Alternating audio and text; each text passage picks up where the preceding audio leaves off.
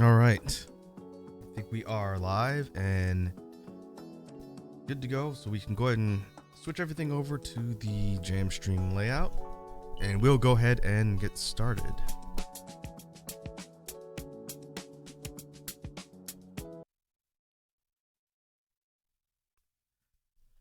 There we go. All right. I think what I'll do is I will put on a real basic background beat that I just saved while I was getting everything loaded.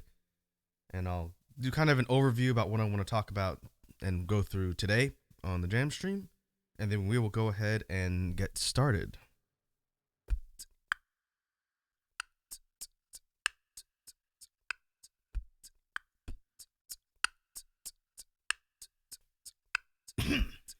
Okay, we'll go ahead and leave that there for now. Well, like we normally do for these, the first thing we'll do after I finish giving kind of an overview about the plan for today, we will do some warm-up and a mix of just simple beat drills and maybe some technicality stuff as just a way to sort of get everything going, get warmed up. And then from there, we're going to launch directly into sound theory. And I don't know how much time I'm going to spend on this today, but considering how big of a topic it's going to be, I definitely want to devote a decent chunk of the sound theory discussion to talking about technique today. And it might be a little bit more granular and detailed for just one technique, but it's one that I've really spent a lot of time on and I still am not very good at. But as I teased on Twitter and in a couple of previous streams, we're going to be talking about inward bass today. And I definitely want to spend time explaining the technique and how it works and how I sort of went about learning it and things that helped me sort of discover the secret to the technique because, like I've mentioned in previous jam streams, inward bass, well, I wouldn't say it's the hardest technique ever invented in beatboxing. It was for me. There's one other technique that I can't do that maybe I'll talk about later, but inward bass as far as core techniques is one of the most popular and it took me a long time to figure it out. And so I'd like to talk a little bit through what was kind of the light bulb moment on that when we get to sound theory, because anyone who's curious about learning might benefit from that discussion because, again, it's been like a good year before I was able to get the technique down. And then after that, we will go ahead and spend whatever time is left for the stream working on BGM. And let me move my mic a little here. Today, I do not have the synthesizer hooked up because of the feedback issues with the boosts in order for me to be able to talk. It still causes some problems when I mess around with the gain. So we're going to go back to kind of the old school style of the BGM tracks, and we're using just loop effects today. And it's been a while since we've done that. And while it is nice to have the instruments on the synthesizer, we can go back and revisit some techniques for creating sounds and creating loops using just the tools on the loop station itself. And so that's going to be how we do BGM today. And anything that comes out of that experiment will be part of a future BGM pack release, which I think the overall accumulation of those might slow down a little bit since we're doing a lot of concept and focused BGM ideas even on stream here, but we'll see. With the second BGM pack coming out later this month, before the end of the month, I'm targeting Thanksgiving week, actually, if I have some time. But once that comes out, we'll have pretty much posted the vast majority of the BGM tracks that we've collabed on stream here that weren't part of a larger project. So I'll have to think about how I want to structure that in the future because I definitely want that to be a constant thing. Maybe if I end up doing stream sounds as part of other content here and we come up with beats there, in addition to anything we do here on these jam streams, maybe I can kind of merge those together so that the content is there to release as music later. But we'll see. And so we'll go ahead and start with warm-up. Was doing a bit of vocal warm-up before this because inward bass takes a lot of vocal power and you really have to warm up to be able to do the technique in any capacity. So I was spending some time just doing some basic warm-ups for my voice, and then we'll go through and do some more drills as part of the intro warm-up here, and then we'll go straight into sound theory. Let's go ahead and turn this off. So for some basic warm-up drills, I'm going to run through some just kind of improvised freestyle beats, things that I think will be helpful for the discussion, and then we'll see how long that takes before we move on to the next part. So let's see. First up.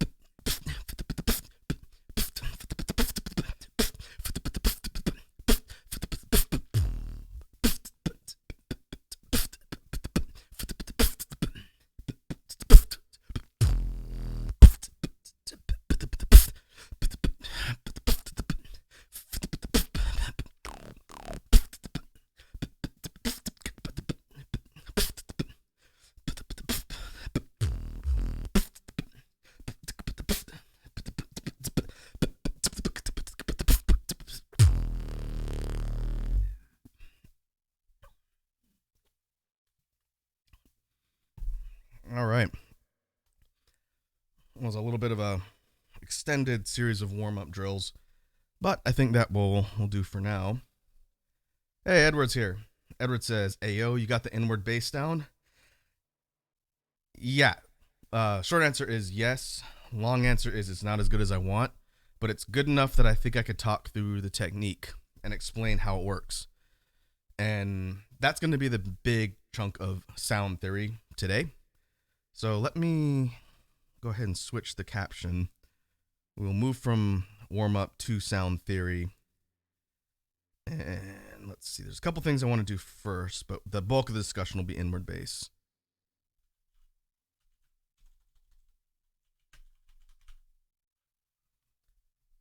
And so, welcome, Edward. Hopefully this discussion is interesting. And I'm definitely going to try and point people to this particular stream if they end up getting into beatboxing and want to get some specifics for this particular topic when we get to inward bass.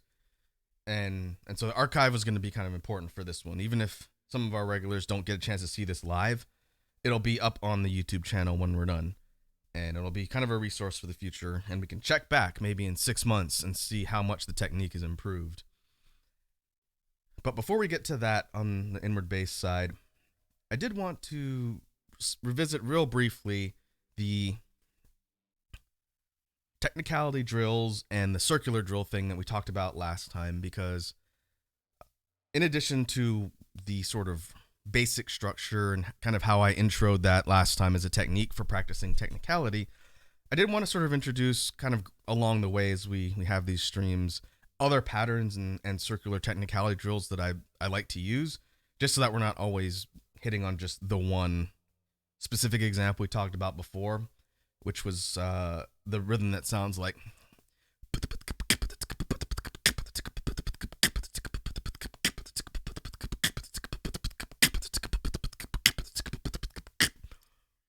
And I don't know what I'm going to call that. I'm going to call it like circular pattern 1 or something. It doesn't need to be anything fancy. It's just, that's the one I always think about when I think about a way to practice the kind of muscle memory and the consistency for technicality.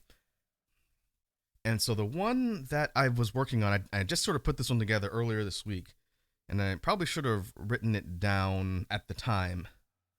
But this one is it's a different type of rhythm, and it uses different sound sets, but it uses the TKK. And so this one, I was just working on this earlier, sounds like, I gotta think, because it's a little more irregular than the one I just used as the main example, the first one. And so it's B zip B TKK, B zip B K TKK. So it's got two parts initially before it tacks on the TKK at the end. And so it sounds like.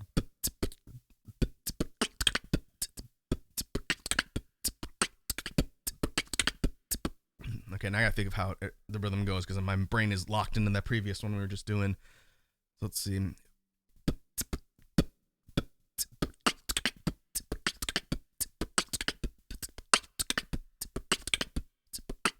I might have to tweak that a little bit, but the basic rhythm is kick, zip, kick, rim shot, TKK. And so what you're hearing is something that's a little bit more kind of stop and go as far as rhythms go, but it's entirely different muscle memory sets, and it uses the zip, which is why I wanted to include it as an example here. And so if we were to loop it over and over again, we'd get something like.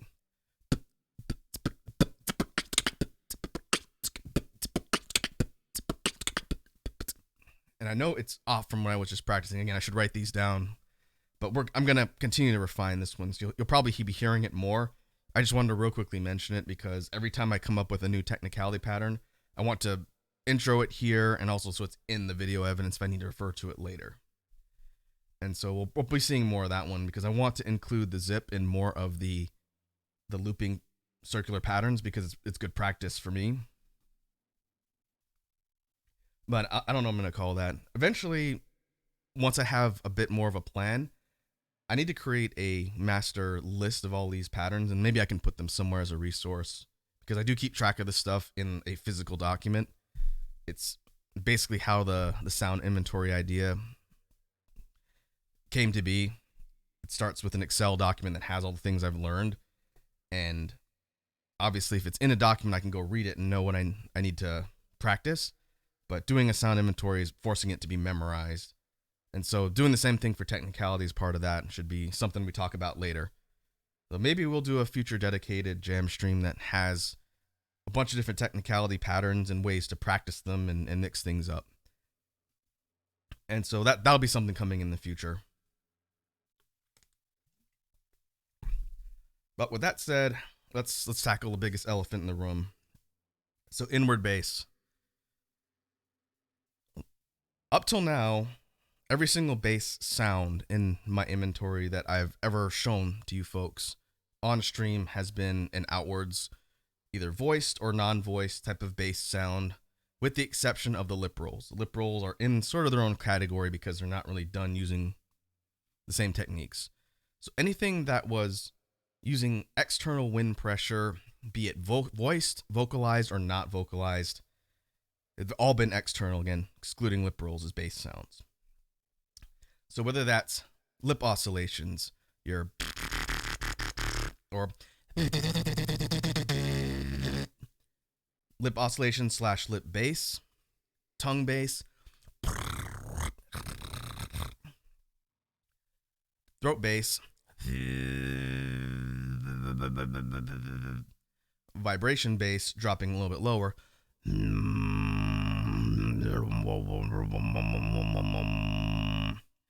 or vocalized chest bass. All of those being the main types I typically use in different patterns and routines are outwards. I'm going to go through a lot of water with this today. Inward bass is different from all these in the most obvious fact that it is done by breathing inward and using the same techniques of creating a bass distortion in sound using your vocal cords, but the mechanics of doing so are a little bit different and done in different spots of the throat than a lot of the external ones.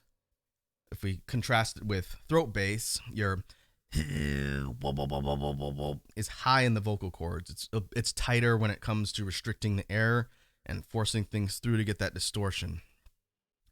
Inward bass is much lower, and to kind of illustrate what I'm talking about, I'll do the actual sound so you can hear what it sounds like. And the problem that I'm having as a new person to inward bass is my vocal cords kind of have to be stuck in a mode in order to do it consistently. And if I'm switching between outwards and inwards, going back and forth sometimes is difficult, specifically going from outward to inward. So I might have to do a few repetitions and then stick in that mode instead of going back and forth.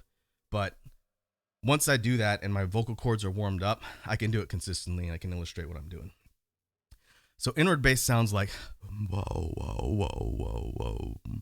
And we're going to talk a little bit about all the different ways that it changes and how the sound changes and how to do it. So again, this is going to be really granular just for this one technique because it's so difficult for me to learn and do. But I think it'll make sense as I talk through it. And so again, you're pulling air in through your lungs and using your diaphragm to draw air in. And you're using the lower parts of your vocal cords to get that same tightness and resonation that you would for an outward bass, but you're doing it while breathing in. And that's how you're getting the whoa, whoa, whoa, whoa, whoa, whoa. And mine sounds a little bit kind of crackly and raspy because I have to sort of get into that mode and force my vocal cords to be kind of stuck doing that. And then you get less of kind of a crackly growl and a bit more overtone. And so I'm going to try my best to illustrate that today. But the most important part of the discussion is explaining how the technique works. Because even if I can't do it super well like the pros, I can explain how I learned it and how I got the kind of light bulb to go off. Because again, I've been working on this sound for over a year. And it took a little bit of experimenting and then a couple different tutorials approached it in a different way. And one of them clicked. And I'm going to do 2 explanations of how people teach it and then explain how it kind of worked for me. So the first technique, and this is probably the most common one I see people explaining when it comes to inward bass, and it sounds extremely simple, but it could not click for me for some reason. And it starts with chest bass, not vocalized chest bass, just a regular outward chest bass, which sounds like and we've talked about before, regular chest bass is like a really heavy sigh. You're pushing this down into your lungs and as low as possible and really pushing it to get that low growl, and it's a rumble. You're not using your vocal cords for just regular chest bass, just and you could feel it. And as you develop it and do it more, you get more of a rumble. And that's how you combine it with the vocalization and get vocalized chest bass. But the position in your throat to get the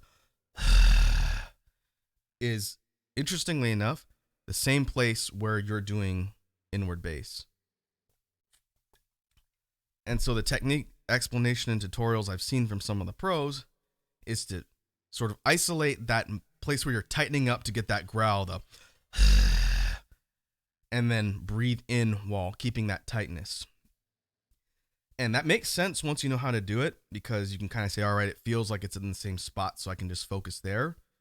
That did not help me actually get the sound to come out. And so when I first started learning inward bass, I was trying to figure out where in the vocal cords the tightness needed to be to get it to resonate. Because if you really close your throat up and make it really tight in the middle to the upper part and try and breathe in, it sounds like which is like vocal fry inwards. And it's kind of like the grudge noise, right? You can do it outwards, you can do it inwards. But if you really tighten up and barely let any air through, you get that crackly vocal fry, which is not an inward bass sound. And it's usually the first thing people get when they just try and tighten up their vocal cords, just to get less air through and figure out where. But that's not the position. It's too high. That's why it's so tight, and the sound you're hearing is kind of higher in register. And so it's really difficult to explain exactly where you're supposed to tighten up in your vocal cords, but I could tell you it's low. It's very low. In the same position of kind of vibration bass and chest bass, you're trying to get it as low in your vocal cords as possible, because for whatever reason in human anatomy, that resonation when air is coming in hits when things are tightened up at the lower portion. But again, I watched several tutorials that explain this, and they're like 2-minute tutorials, and they say, oh yeah, this trick makes it really easy to learn inward bass. But like all tutorials and things beatboxing, it really does depend on how your physiology works. It might work for some people, it won't work for everybody, and it didn't work for me. And so it didn't really get me to where I wanted to be. I was not getting any sort of sound. I could do the fry and get that to come out, but between that and the actual bass sound in the throat position was not clicking for me. And so a different tutorial, again, this is one of my favorite beatboxers and a dude I've actually talked to, the guy from the States, Kindo, who does a lot of tutorials in beatboxing, and I've sent a lot of his work to people who are interested. He approached it from a different angle. And this is a bit more of a music technique, and this is the one that worked for me. And so he said, before you try and do the actual inward bass sound, you have to learn how to sing inwards. And if you're a singer or a vocalist and a person who can sing normally, that's a little bit easier. And as a person who does sing with moderate competency, this was the one that made a little more sense to me. And so if you think about how a sung note works normally, an outward sung note will be something like E. Pretty simple, right? Everyone can at least attempt to make that sort of noise outwards. And you're just basically resonating your vocal cords with breath going outwards, and you control the pitch to go either higher or lower. Well, doing that inwards, you have to tighten your vocal cords in order to get that sound to come out. So if we illustrate outwards, E, and we try and do the same throat tightness, but breathing in, you get E. It's not as strong because it's a very unnatural type of movement. But if you can get sound coming in and get that tightness to where you're getting a pitch, then that is the first part of the technique. And I was able to figure that out relatively quickly, because I could say, okay, I'm singing from the same place. I'm just changing my breathing to be inward instead of outward. And so you get that.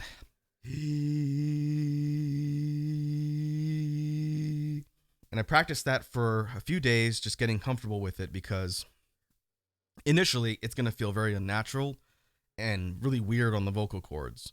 Even if you're a singer or someone who knows how to sing, you're not used to pulling air in and getting that sound to come out. And so it can be a little bit rough on the vocal cords. And inward bass as a technique is a little bit more strenuous, at least to me. on the vocal cords because of how unnatural the mechanics are.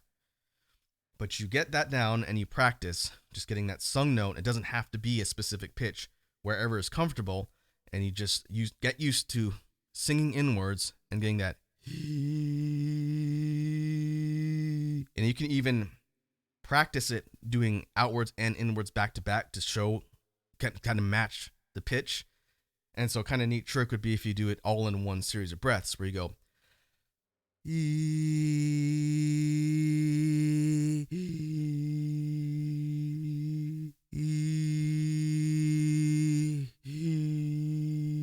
And if you get really good with it, you can kind of mess with people and say, here's the longest note I know, and just do a really, really slow sung note outwards.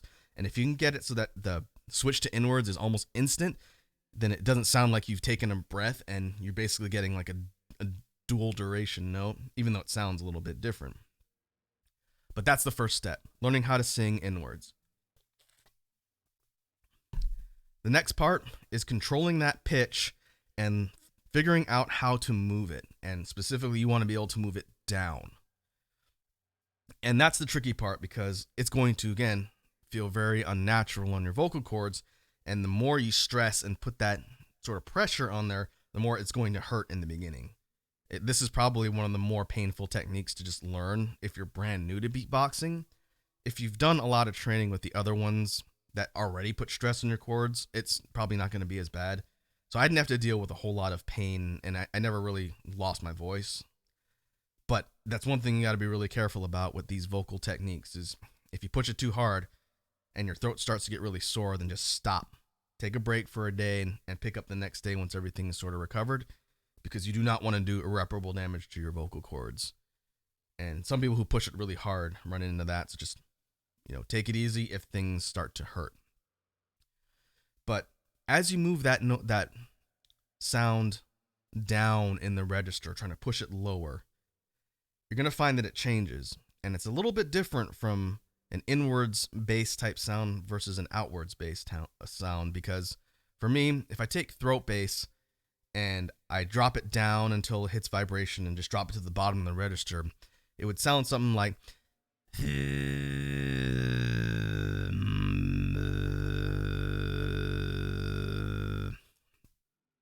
And you could hear the sound dropping, and the resonation sort of changes once it goes into vibration. You get more of that rattle because you're opening the vocal cords up to drop it down. Inward bass doesn't really do that, and it's kind of interesting. So if we take the sung note, the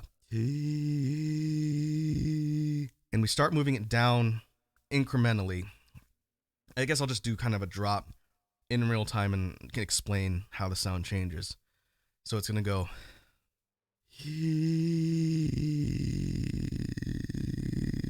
And just a couple steps like that, you can hear it immediately start to get rattly and growly and resonate a bit more.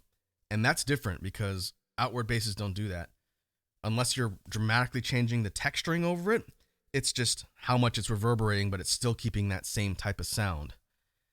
Inward bass, because of maybe the way anatomy works with air coming in as it's going lower, instead of it just dropping and it being a lower sung note, as soon as you drop into a lower register, it immediately converts to like a bass type sound. And that's very interesting because it's different. And so again, once you start dropping it lower, going from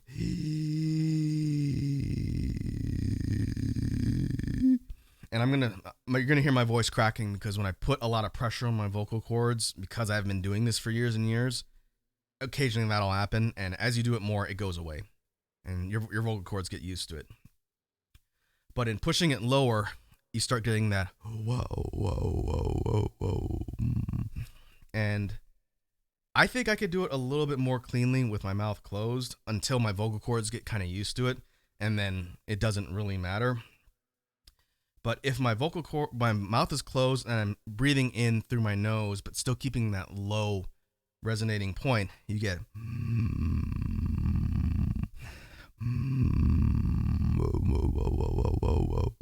and the thing that's really interesting about inward bass, at least for me, even though I'm still pretty new and not experienced in using the technique, just what I can do now immediately goes several steps under my lowest outward bass. And I think it's because of the nature of how mechanically you're doing the sound. But if I need a super low sound, it's going to go way under the bottom of my range for the outwards ones, even vocalized chest. And I think that's why it's so popular. People want like the heavy dubstep and bass type sounds. And if you can learn inward bass and master that, and getting in that lower register, you can go way lower. It's just kind of the way the technique works. And you can go really high with it too. I'm not there. I got to focus on getting the lower end down.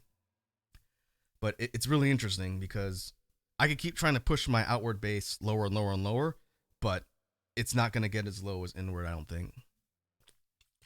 Maybe with a lot more practice, but just from the limited stuff I can do now, it's already several steps lower on the scale than it is for the outwards. And so breathing inwards and this using shape of your mouth going from like an ah to an o is how the sound is changing, and it's going whoa, whoa, whoa, whoa, whoa, whoa, whoa. And again, mine's a little bit crackly, and hopefully as I get warmed up, it'll get a little bit better.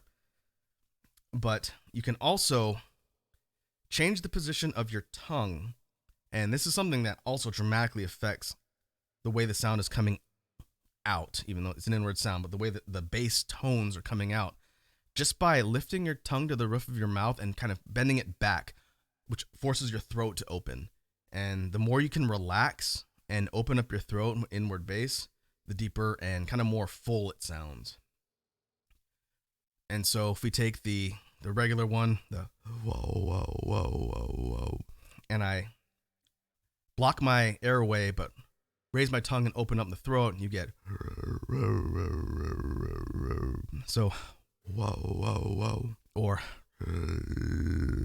whoa, whoa, and it's texturing for one, but that additional pathway of air that's opening up is causing the sound to reverberate more. And so that specifically is a real interesting mechanic that's subtle, doesn't require a lot of physical effort, but it changes the way the sound works and the way it comes out. And so that's probably my favorite way to do the inward bass sound, is to have like the tongue up, opening up the airway and getting it to come out. But it's something you can kind of experiment with. And then, as we go, we'll talk about texturing and how to sort of play around with mouth and tongue position to change kind of like a filter, or how the bass is hitting the mic.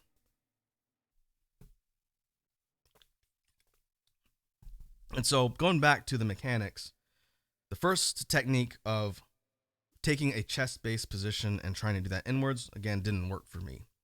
But taking that sung note and just dropping it down and getting used to getting things lower and lower until the actual sound comes out, that's what I did in the beginning when it was starting to click.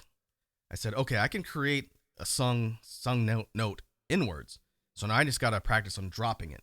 And it's the same repetition over and over again until I felt comfortable enough with the position that I didn't need to do that, and I could just go straight into the sound. And the way I would do that would be to just take that note and then drop it until I felt it switch, and then try and hold it there, and then go back and then do it again in kind of like a loop. And so to illustrate that, like we were talking about a minute ago, if you take the sung note and then just drop it, it would sound like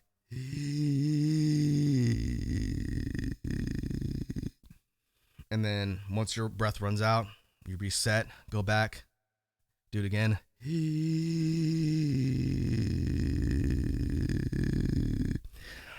And then again. And then eventually, after getting comfortable, you kind of drop the sung note altogether and just try and immediately go into the position and that tightness in the throat and kind of zero in on that when you're breathing air in. So instead of it being a pitched note and dropping, you're going straight into where the actual bass is coming from, and then that's what you're practicing. And so for what that would sound like would be, and then from there, you drop it even lower and open and relax your vocal cords and open the throat to try and push it lower while still keeping that air. And like lung control and using your diaphragm to draw air in is kind of a breathing practice technique. If you've ever done a wind instrument in a band or played a wind instrument, you have to learn how to control your air and be able to intake a lot of air so that you're not having to constantly stop playing and breathe, every few seconds. Uh, Beatbox technique in general is very similar because you have to be able to control your airflow so you're not doing your beats and doing some like and having to break it up constantly and breathe just so you don't pass out, and fall on the floor.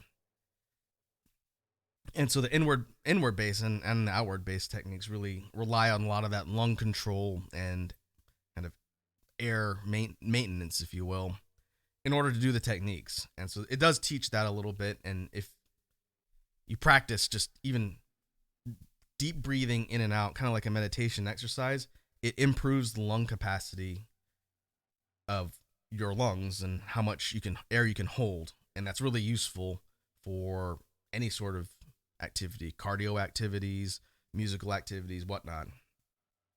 And so that's definitely something I recommend that, again, when I was studying under Kindo, he said, even breathing techniques, as silly as it sounds, you do that and it will help beatboxing in a lot of ways.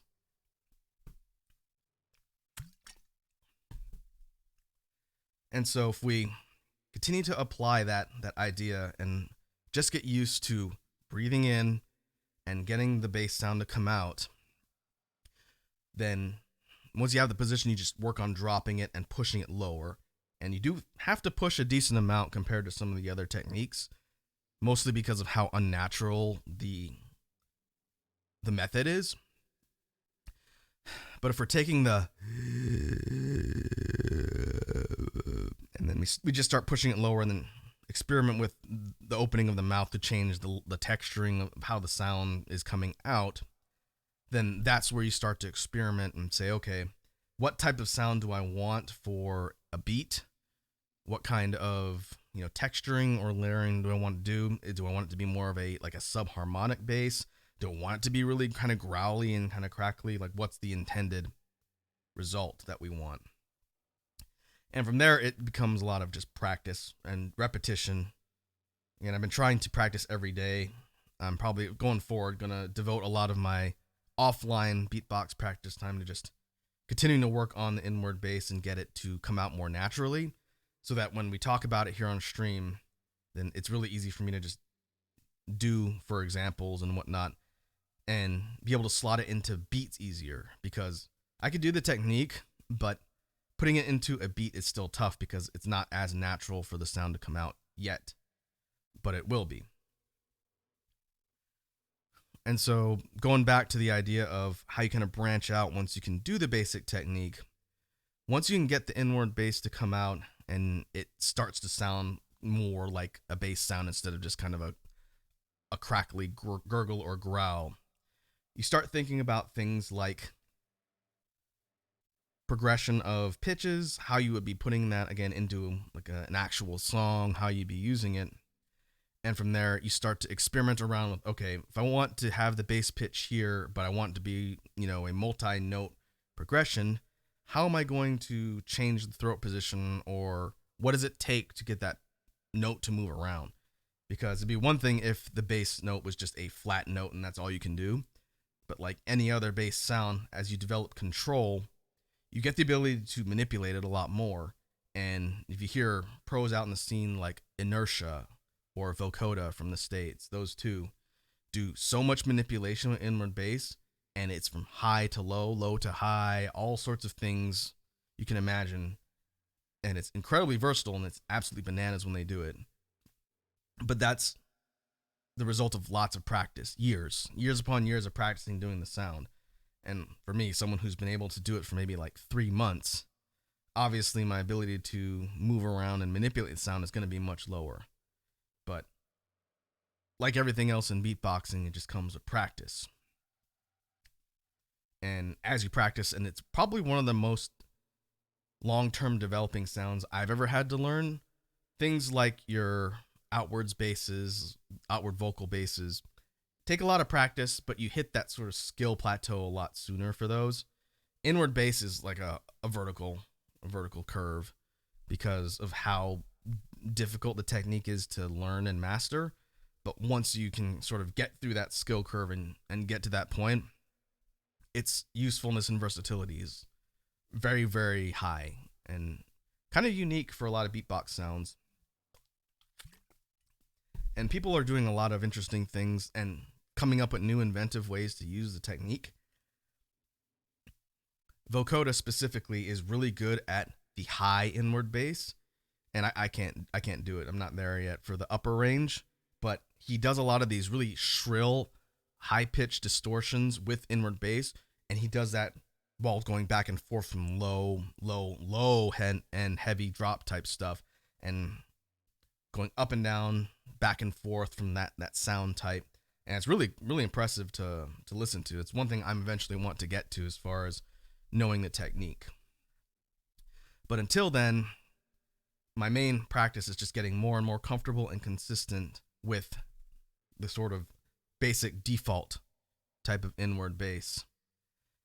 And so if we go back to illustrating the technique, because I do want to sort of practice this on stream, just demonstrate and to the best of my ability show how the sound works. If you do open mouth, just breathing in, that's how you're getting the whoa, whoa, whoa, whoa, whoa, whoa. Closed mouth.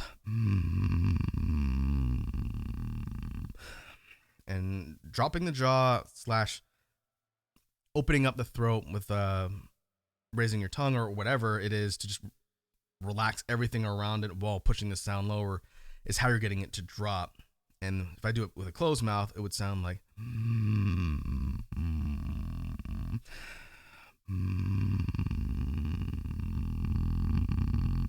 and that's probably not picking up as easily on the mic because again it's filtered through my mouth.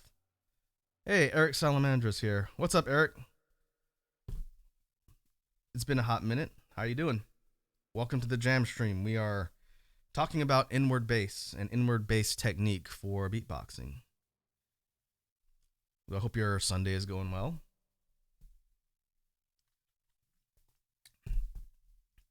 And because, going back to the illustrated example, having your mouth closed while doing the inward bass is going to be more muted unless you have the mic kind of up to your nose because that's where the sound's coming from. But as soon as you open your mouth and start playing around with the opening of your mouth for the sound, then you're getting that kind of wow, wow, wow type noise. The wow, wow, wow, wow, wow, wow, wow, wow, wow, wow, wow. And getting it to really resonate and start to get these kind of subharmonic overtones, probably because my voice is already starting to get tired from the talking and then trying to illustrate the sound. I don't think I'm going to be able to get that to really come out, but I'm going to try as we sort of explain and talk through everything. Eric says, playing a 3DS Dragon Ball game, Spanish stuff. Ah, nice. Shoutouts to Spain.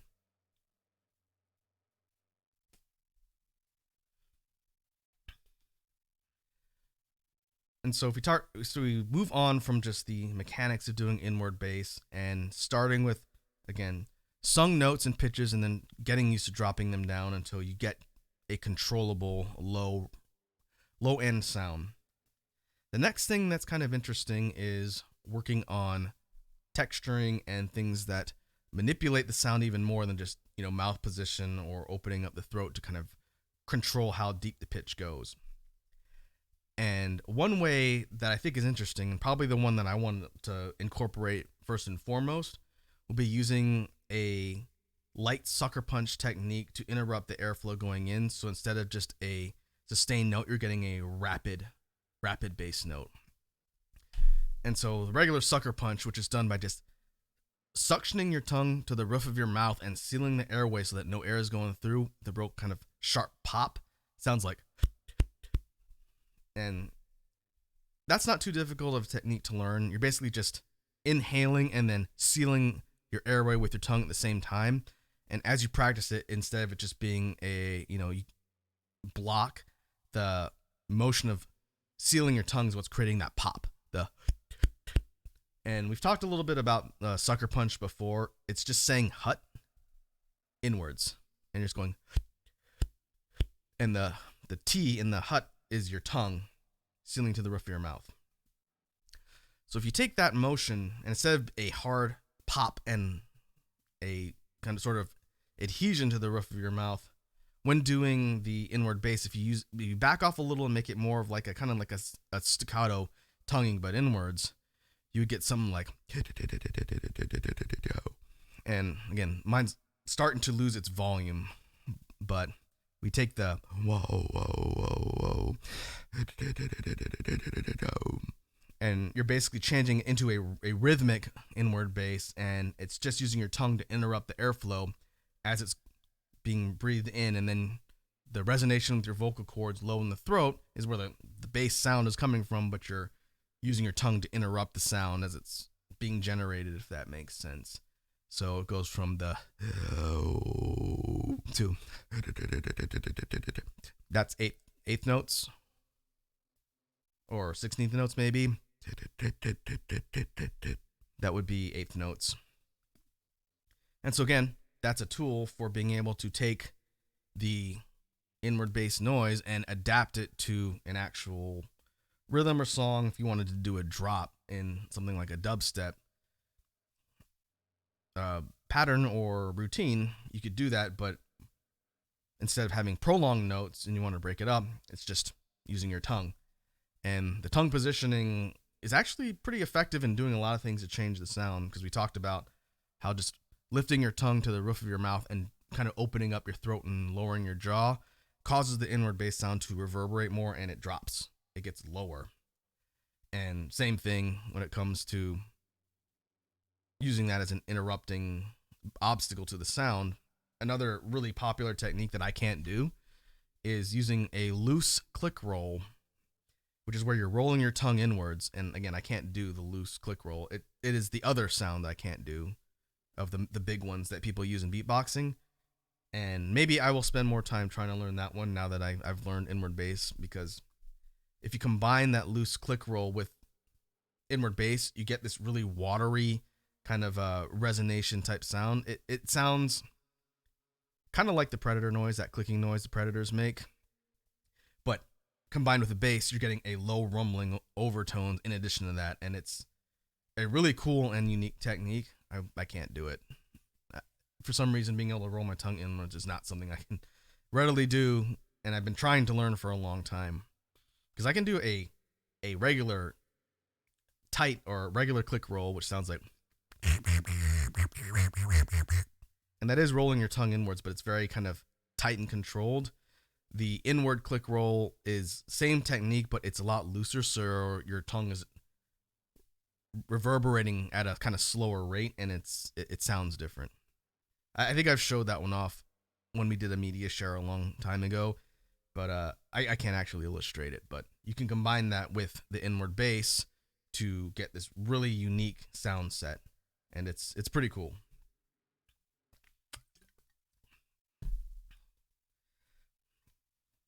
But again, the mouth position and just kind of affecting the filter of the inward bass is one of the most interesting things when it comes to playing around with the technique. You know, if you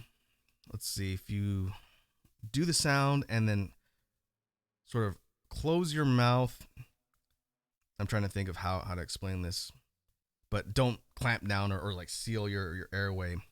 So what would that sound like? It would sound like, okay, raising your tongue up, but doing kind of like a smile. I know you can't actively tell what my mouth looks like, but if you sort of widen your mouth in like a grin while keeping your tongue up, that's how you're getting a, it sounds like a hey inwards, and you're changing the way it sounds. Instead of a whoa, whoa, whoa, whoa, whoa, you're getting a,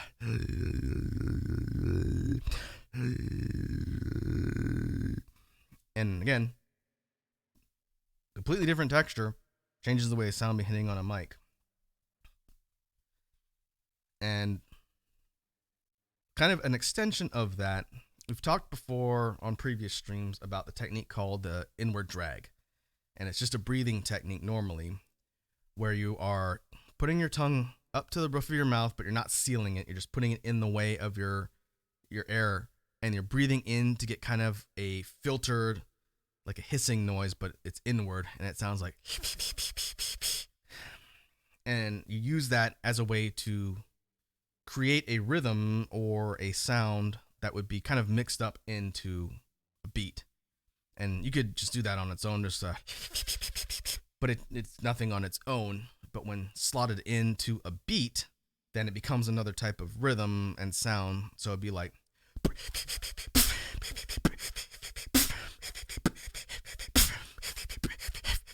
and it's a breathing technique that regulates your air too. That's the main reason why people use drags. And so you can combine that with inward bass to get inward bass drags just by doing the bass sound while you're breathing in. And it'll sound like mine's a little bit weak because my voice is getting really tired. But if you're doing that same beat, you could do something like,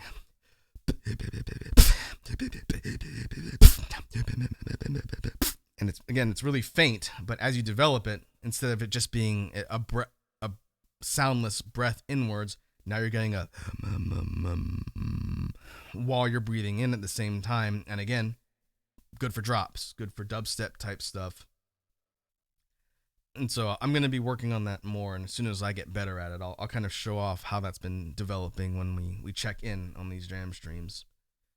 Because now that I've shown off that, I've learned, quote unquote, learned inward bass, I can't do it very well. But now that I've explained that I've learned it, it's going to be part of our regular developing sound check-ins like everything else. And I guess before we wrap up and potentially move on to BGM and everything else, to kind of demonstrate the application of inward bass, and this is going to be really tough because my voice is getting a bit tired. But if you're putting it into a beat, it's going to take the place of any other type of bass sound, right? So probably the easiest way to illustrate would be like a dubstep type beat. And so I'll do the most simple example I could think of and try and slot in that sound just to illustrate, but it's going to be a little bit rough because of my voice getting tired.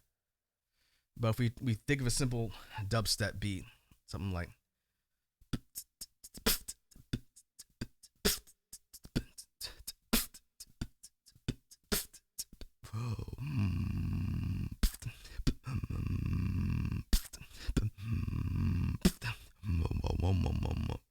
and so again, not a really good example because I'm having to go back and forth between an external snare, an external kick, and an inward bass tone.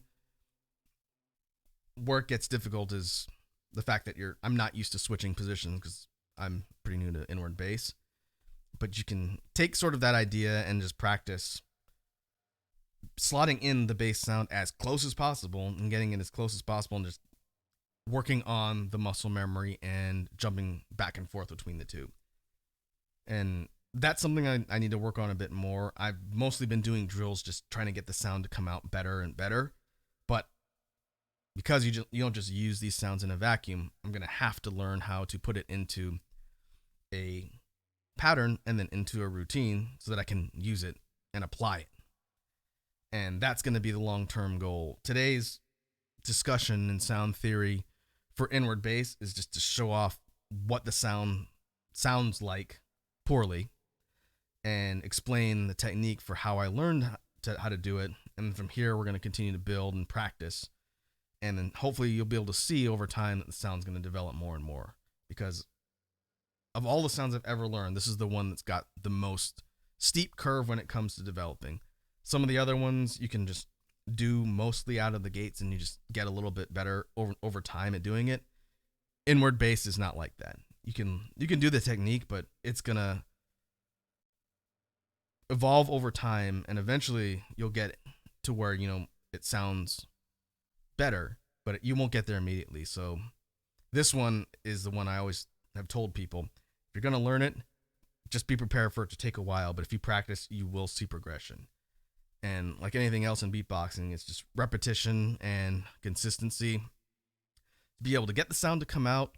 And then from there, you start branching out into ways to manipulate it and put your own unique take and spin on actually, switching things up, and the whole adaptability comes into play there.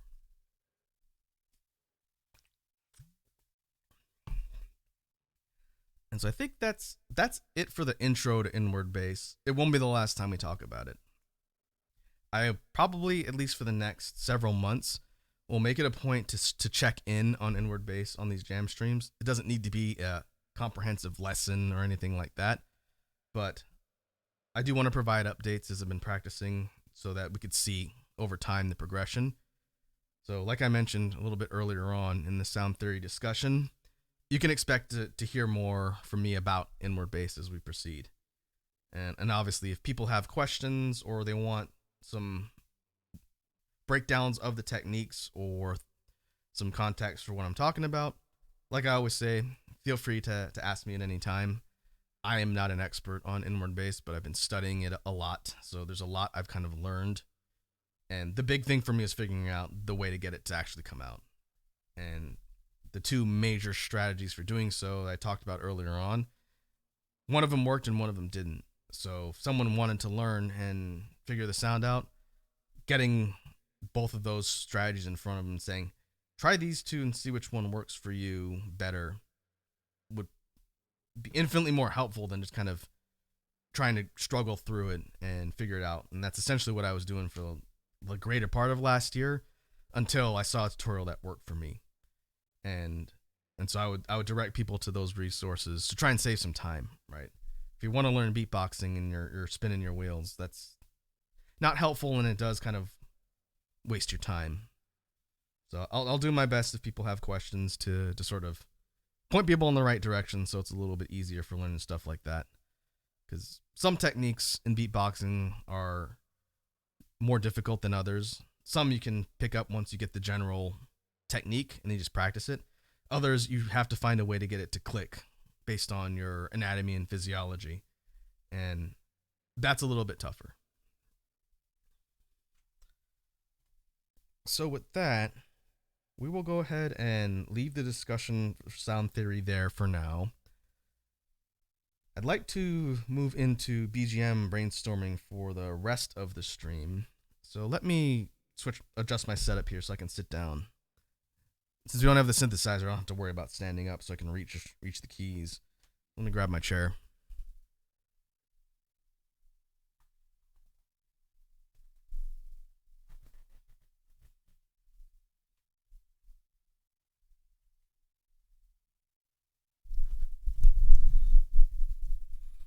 All right. And I will update the caption.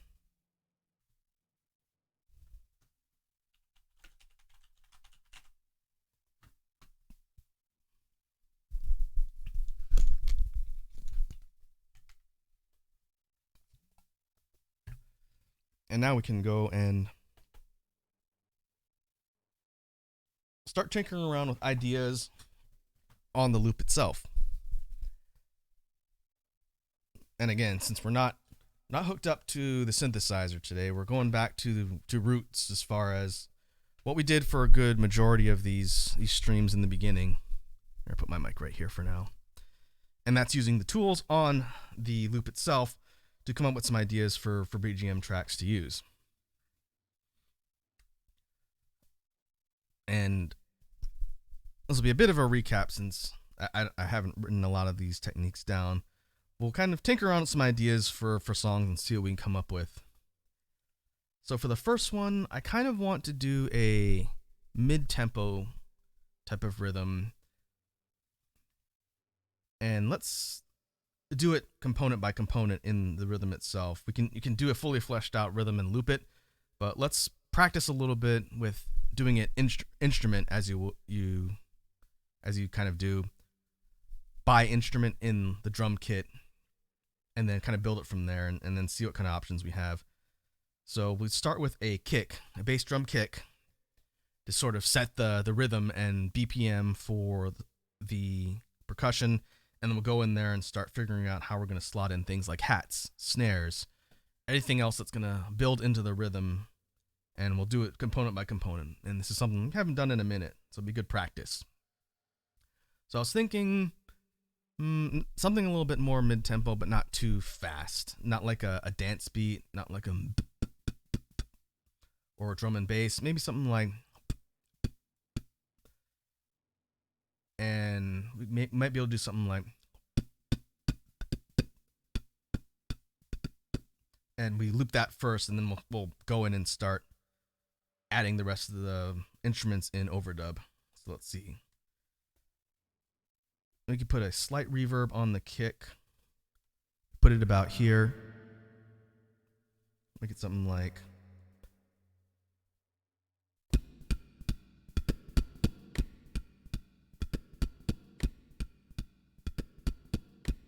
Okay, get that to loop a little cleaner.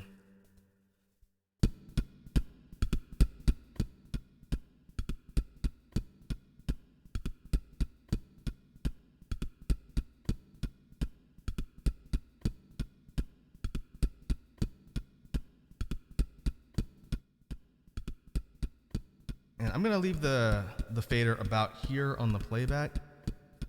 Feel free to let me know if it's too loud. Or if you can't hear me talking over, and I can always drop it down. This is about 30%.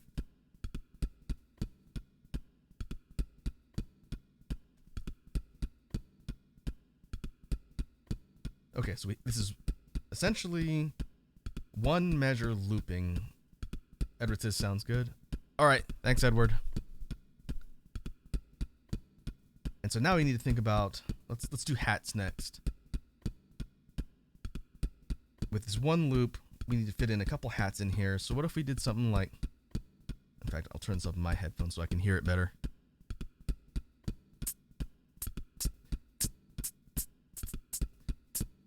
I don't want it to mirror the kicks exactly, so maybe do something like.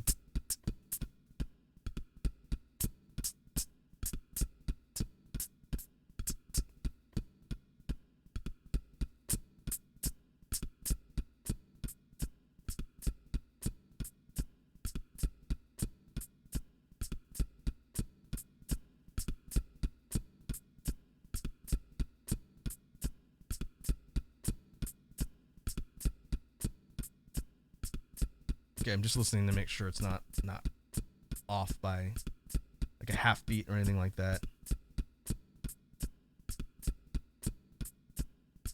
I think that'll work. Now we need to add a snare. We can go an inwards K snare, but what if we try and filter it? And let me see if I can actually hear it. If I throw a filter over it, what does it sound like?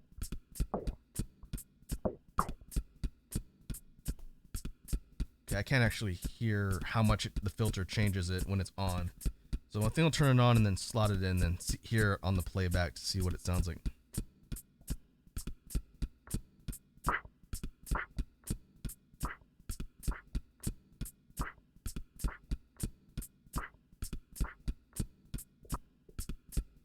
That's actually interesting.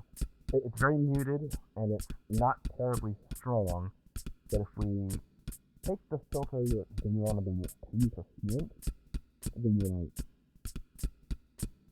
Sorry, I need to be careful about that. I was saying the snare itself becomes very muted and distorted, but it's really kind of soft. So there's a couple things I can do to fix that. I can drop the filter down about 10%. Or I can boost my mic gain so that it's picking up a stronger sound so that it's not quite as soft.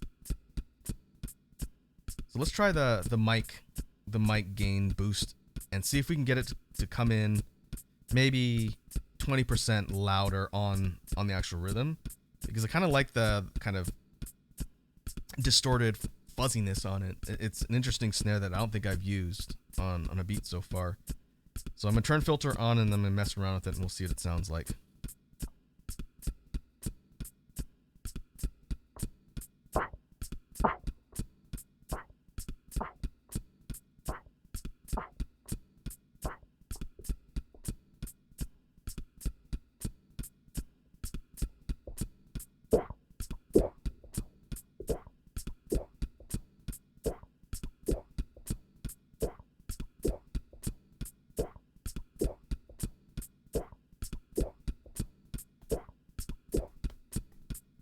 Okay, so boosting up the gain does get volume, but I think it's the actual filter settings itself that's getting it to mute so much. So I'm gonna to back that off about 20 or so percent, and then I'll do it with more gain and we'll see what it sounds like.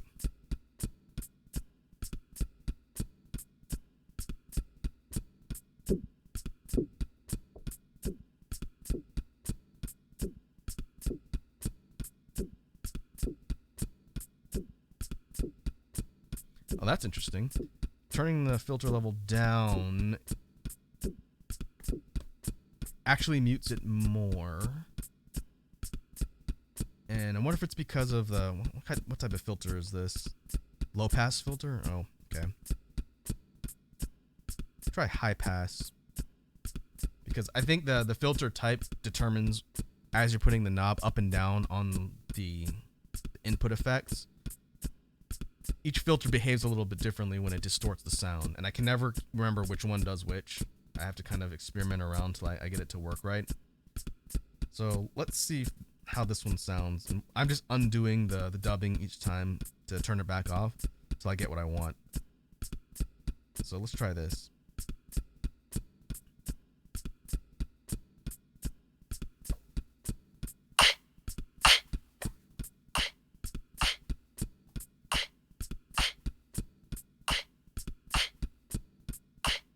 That's interesting.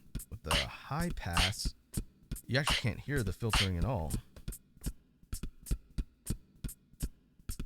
That's the one thing that having the synthesizer hooked up would have been useful for, because I could hear the distortion on the instruments as I play them, and I'd be able to, on the fly, figure out, okay, I want that effect or I don't want that effect. Without that, I have to literally do the sound and play it back to hear what I've done. So let me go upwards. We'll leave the mic gain where it is for this one. Let's go 75%.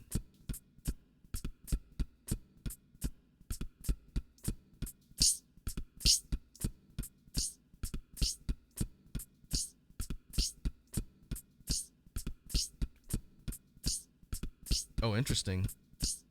So with that, the distortion, it still makes it muted, but it sounds like the snare is really far away, and it sounds more kind of like a hi-hat, like a brushed hi-hat hit. I actually don't think that's bad, but I don't want that to be the sole snare, so I'm actually going to do an unfiltered K snare on top, and I'm going to kind of back it off so it's not quite as loud. So let's see if we can layer it on top.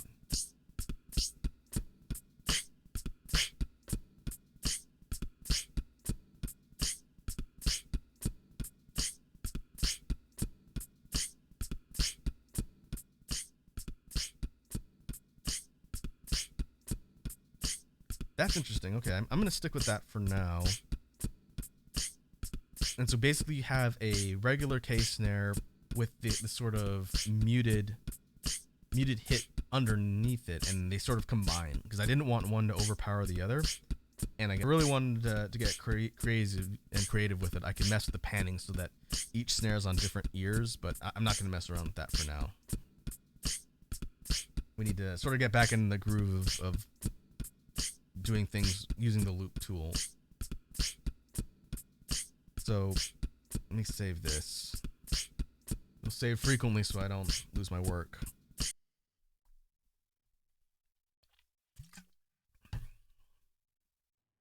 But now we need to add a bass line. And I think I want to go with our mainstay of guitar to bass. We'll go guitar to bass with the mic boost way up so that it's getting a real clean and low end reverberation. But I'm going to try and combine it with lo-fi so we can get kind of a granular or grainy sound distortion on top of the low bass line. But we don't want it to be super fuzzy. We just want it to be subtle. So I'm going to mess around with some notes with guitar to bass, and when I need to talk, I'll turn everything off. So you won't be able to understand me if I say anything. I'll try not to do that. All right, so let's go guitar to bass.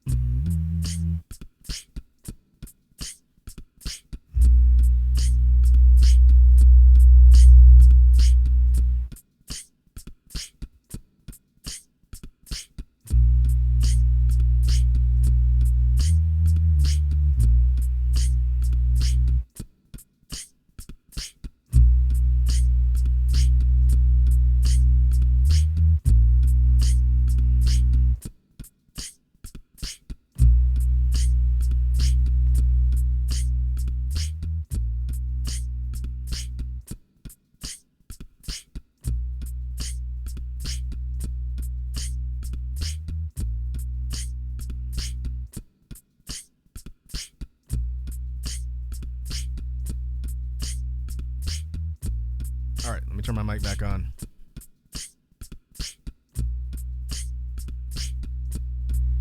So I have the bass line drop down a little bit so it's not quite as overpowering.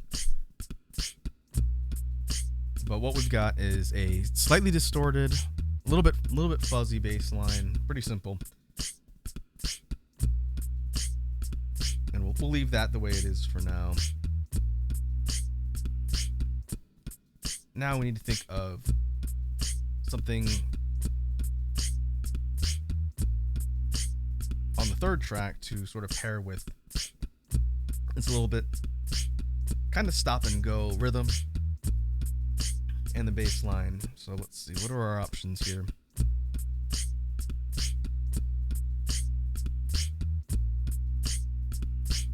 We could go for the filter chime, which uses the filter and granular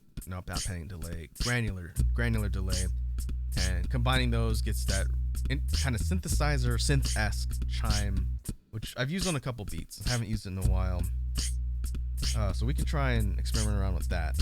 Let me turn that on again. I won't be able to talk again, but let's see what we get.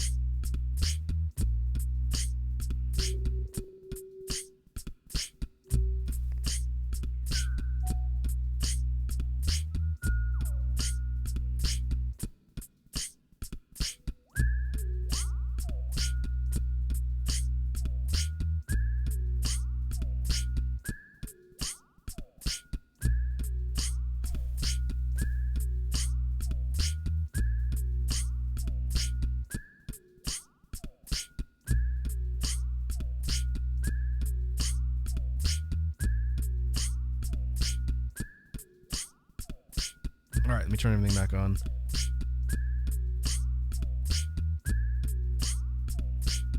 That's interesting.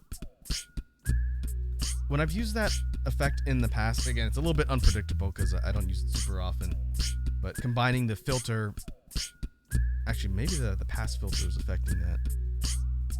It doesn't really matter because I can always delete that if I don't want to keep it. But it sounds a little bit like a radar ping,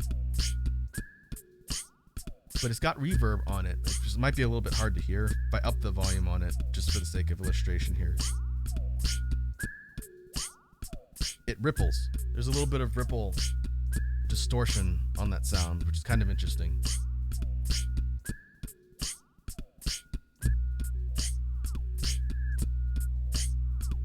And if we take reverse and we turn on reverse,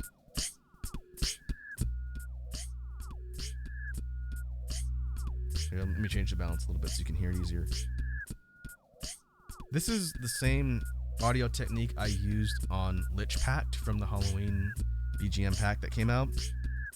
If you take this particular effect and you reverse it, you get a lot more of a prolonged, kind of drawn out fade in, fade out, just because of the way the sound is generated.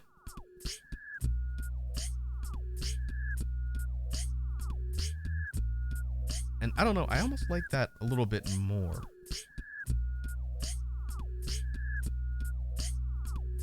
And maybe as part of this one, we can have it have two modes, right? If we do like a part A and part B,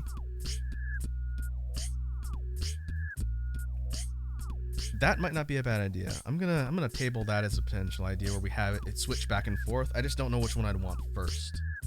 Ever says sheesh. So if we compare regular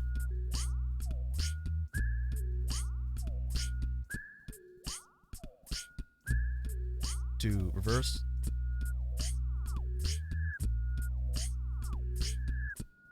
Now it sounds like a ray gun. In the beginning, it sounds more like a rippling signal ping. Now it sounds kind of like a ray gun, which is a pretty neat effect. Admittedly, that's kind of a unique thing you can do by combining those sounds in that manner. I'm going to leave it on reverse, and then I'll think about what order I want to do for that sound.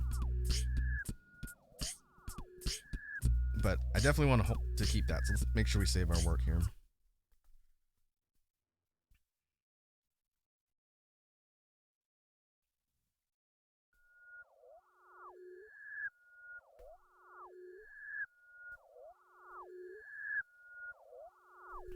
We can also do a straight up boost to the volume of the loop track itself.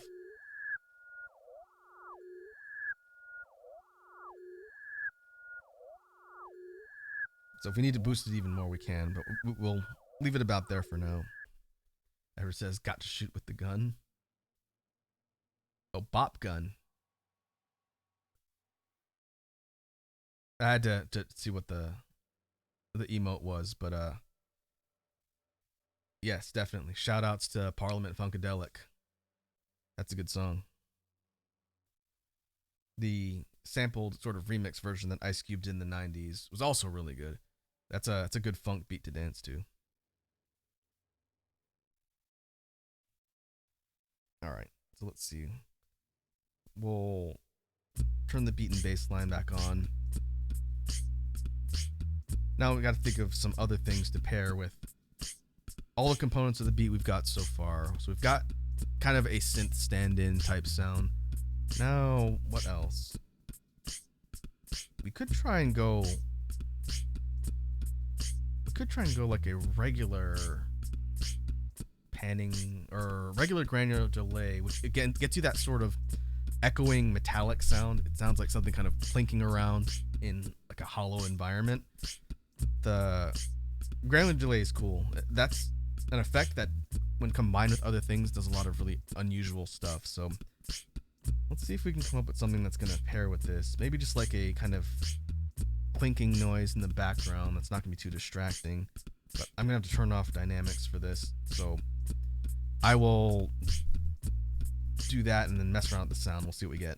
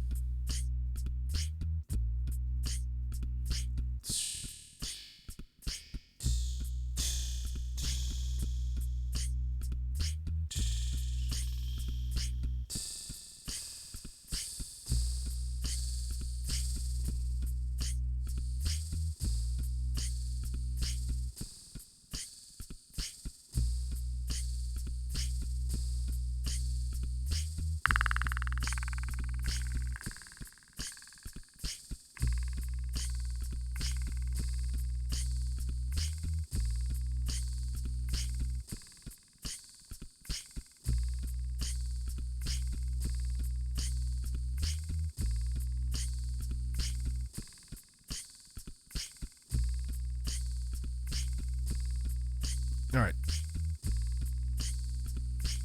Let's turn everything back on here so I can talk. So taking the filter effects from granular delay and combining them with nothing else, just tweaking some of the sound settings and how everything's coming out through the loop, we now have this kind of metallic, it's almost like a shearing sound, kind of like a scraping or a really kind of howl. This sounds even more like a brush type noise than anything else we've done so far. And we could take this and put it into the background. So we don't want it all the way up like this. I think that'd be really distracting. But if we keep it in the background, it'll be kind of like an additional sound effect layer that is... It's kind of playing with the beat a little bit. And if we were to take the ray gun synth and add that in, the complete set of loops would sound like this.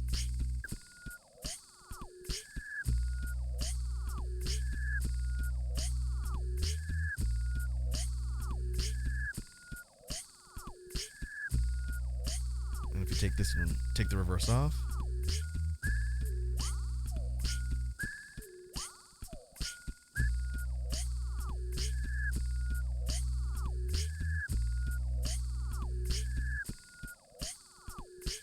that's actually not bad. I think we have a pretty good bass structure for something interesting here. It's a very alien sounding song, which is on brand. So I'm happy about that.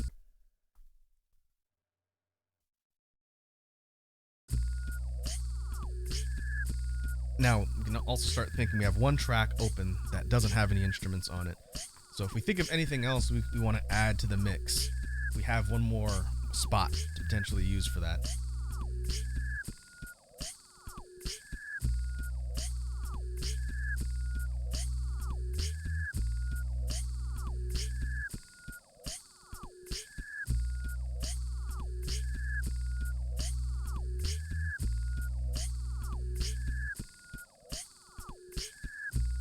But we can take a look at track level effects, and we have a whole range of things across all the different options to kind of mess with and think about how we want to change everything we've done so far. So let's see what's here. Is the beat repeat still?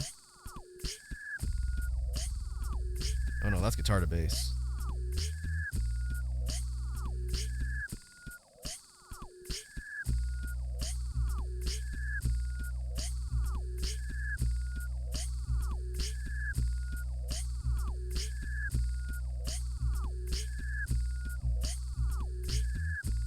Edward says you should have some panning on that brush sound. Yeah, I that occurred to me after I made it. I can't. Oh, hold on, I might be able to do something here. I think I can change what side it's on with just the track level or the loop level settings, but I can't add like active panning because it's already been recorded. I would have to turn on like a panning delay if we wanted it to move around the listener, but I could change what side you hear it on, because right now it's in the center. So I could take the brush sound and I can make it on one sound side versus the other. So what I'm doing is I'm turning the right balance way up, so it's mostly on the right earphone if you're listening with headphones. But I can't get it to move because I'd have to re-record it if I did that. So what do you think, Edward? You think if I move it to one side, it would enhance the sound? Because I could re-record it, but I'd have to go back and redo it. So I'm gonna leave it in the center for a second. Edward says stream is mono, by the way. Oh, well then that isn't gonna help.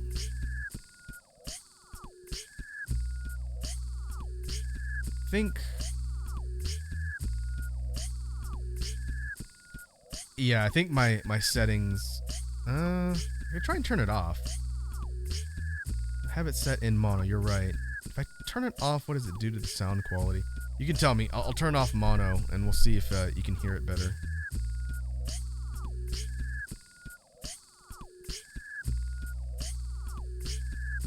Alright.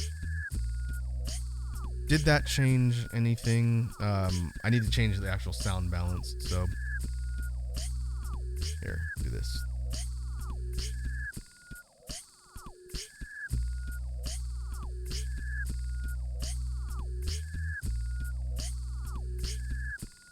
I'm gonna change the panning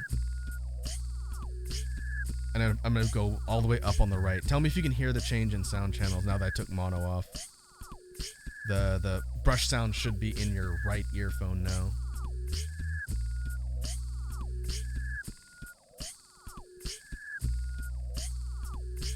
Edward says, now the drums are on the left and the brush is on the right. Okay, the drums should be in both ear channels because the drums are on center. But, okay, so that does work. There was a reason why I had it set to mono. I cannot from the life of me remember why. Most of the stuff I do doesn't really hinge too much on the sound channels. So as long as my speaking stuff doesn't sound weird, I can leave it there. That's fine.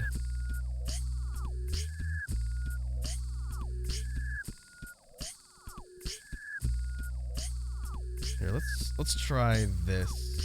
Let me see if I can do something that'll affect that sound.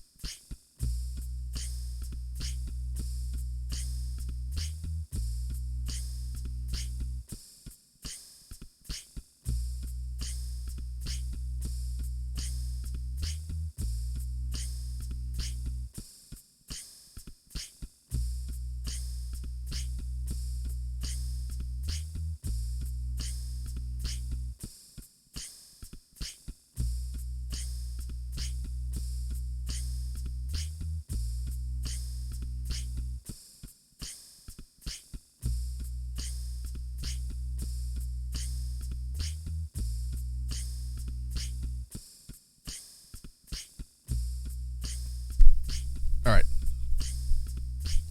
I had to toggle everything back on so I can talk again. So I re-recorded the brush. I changed it a little bit. It doesn't sound exactly the same as the first version. But I used the pan effect on the input, which I don't have a lot of experience using, so I don't know exactly how it works, but it does mess around with the sound channel and where it's coming from. So for Edward, since you can hear, it might be really subtle because I didn't turn it all the way up, but on the brush sound now, can you hear it moving? It should be moving kind of behind you, but not all the way to one side and all the way to the other side. It should be moving a little bit. Tell me if you can hear it.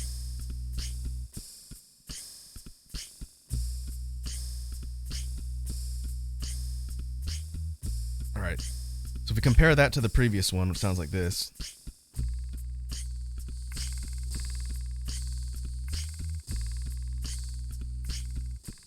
That one shouldn't be moving around at all. So you think the pan version sounds a little bit better? Because I can delete the other one and we'll have an open track to use. I think it does sound a little more dynamic. You can hear it sort of traveling, as it were. And I think that's an interesting effect. So if you think that sounds better, then I'll leave it.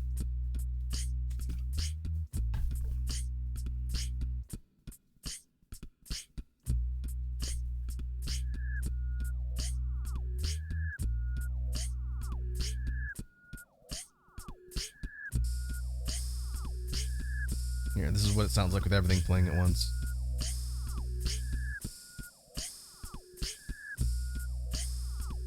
I think the second brush sound is a little cleaner because it doesn't have the clicking on the front of the quarter notes. It's just straight up brushing. So yeah, I agree.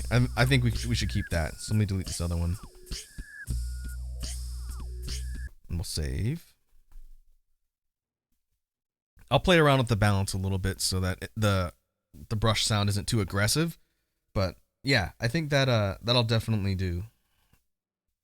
Now let's think about how we're gonna manipulate things at the track level.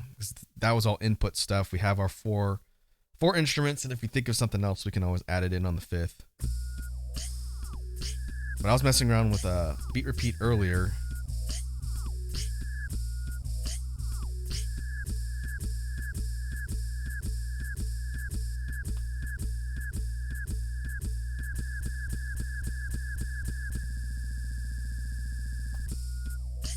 I don't know if the drop really fits for this one.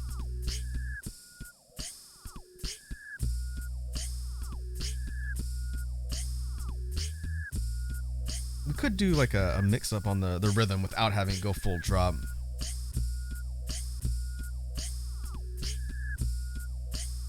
And we make the repeat only apply to just the percussion and rhythm level.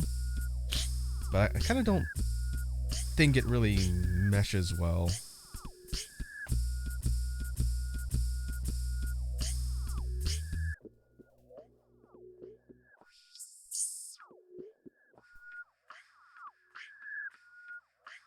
This is filter.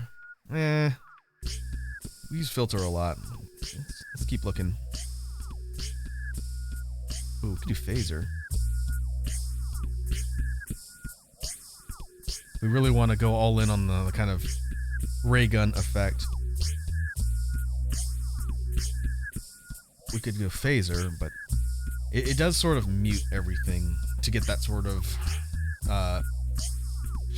oscillating type of sound. I don't know if I like that because it kind of mutes the whole thing. It's not bad.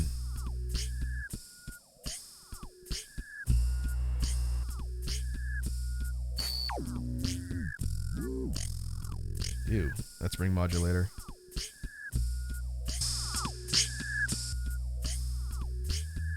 Vocal distortion.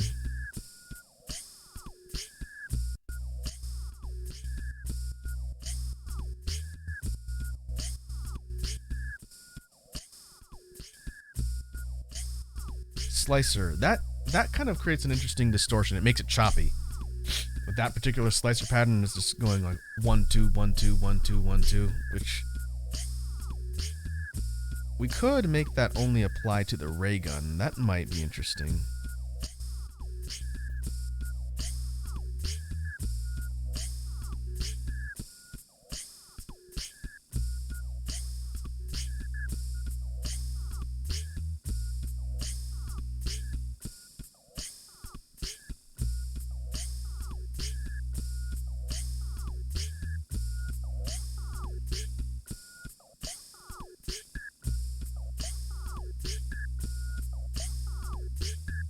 Okay, so this is interesting, right? You have the slicer effect, which again, it makes things choppy, and the way it breaks up and kind of chops depends on the pattern, and there's like 20 of them.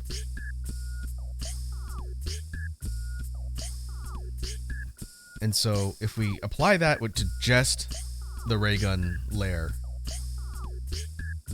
I think that actually makes a really cool variation on that rhythm. Now it sounds kind of like a beeping signal. And let's see what it sounds like if we take the reverse off to the bass version that we recorded.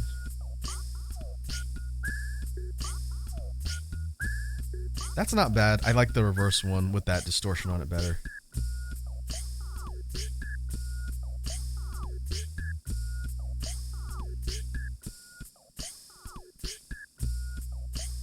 So I wonder if it makes sense.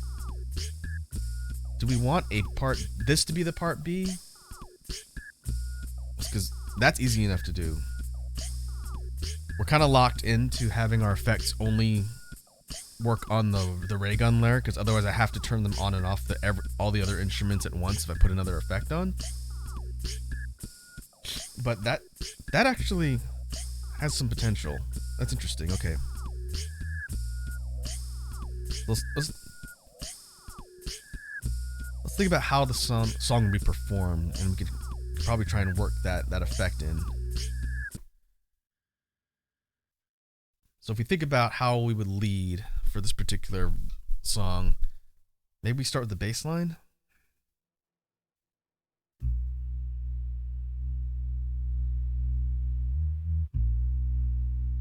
Actually, I think I want to start with the beat and the bass line. We have a couple tracks that start off similar to this, and the bass line note-wise is kind of similar too.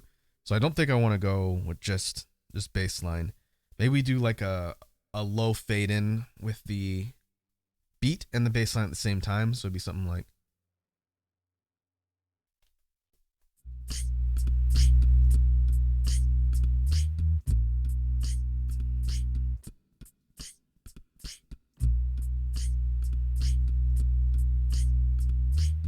And maybe we bring in the brush sound effect.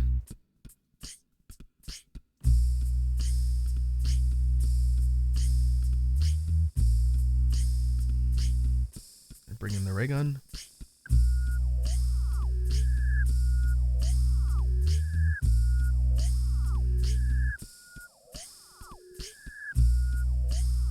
And we have a few repeats of the sort of ray gun sound as the forefront. Then maybe we fade it out.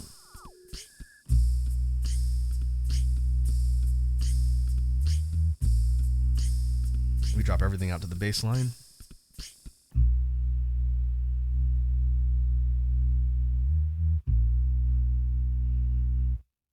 Now we go in part B. So we're basically starting the rest of the tracks back up at the same time when we come in for part B. But in between, what you're not seeing behind the scenes is I'm turning on the slicer effect. And you can't hear it until the ray gun comes back. And it comes back in a different form than it was before, hence the part B.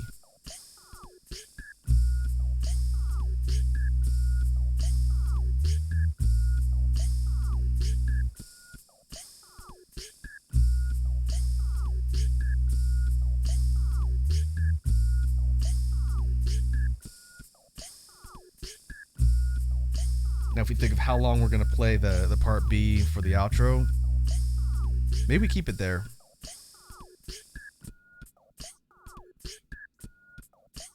Drop everything out.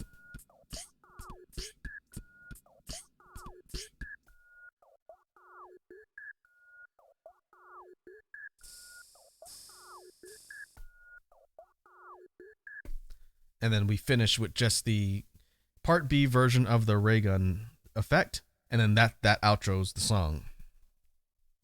I think that's got some potential. I may have to think about that when I actually go to record this one down the road, but I kind of like that progression. It's simple. Again, these straight up loop station BGMs tracks are a bit more simple because they don't have the full suite of instruments that the synthesizer has, but I kind of like that.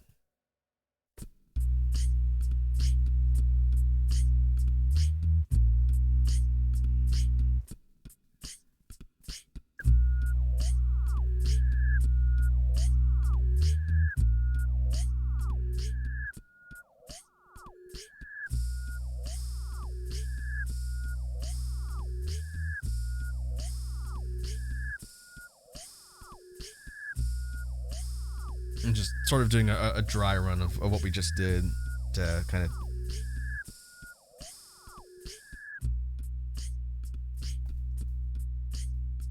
test out the progression.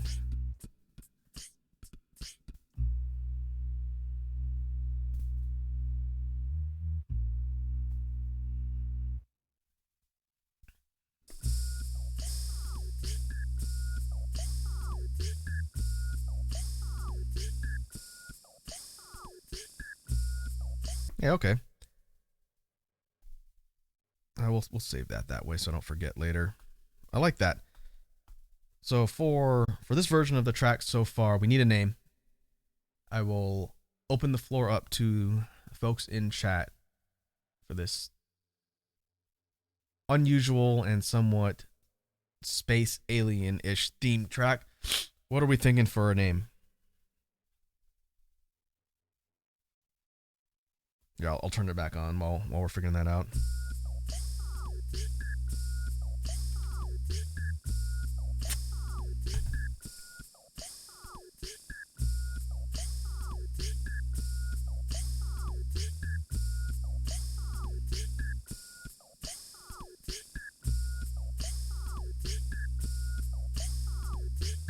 I think having an alien reference or something maybe in the title could be a good idea, but I will take suggestions first and foremost. And if we can't think of anything, I'll figure it out later, but this one's interesting.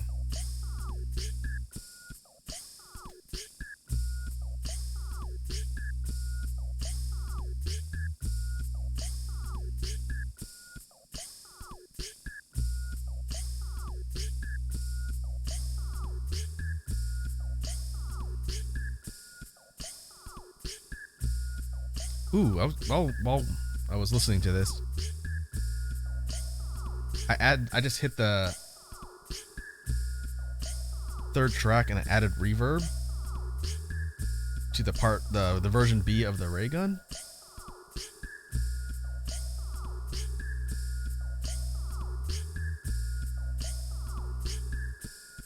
And I think that creates kind of an interesting echoing effect.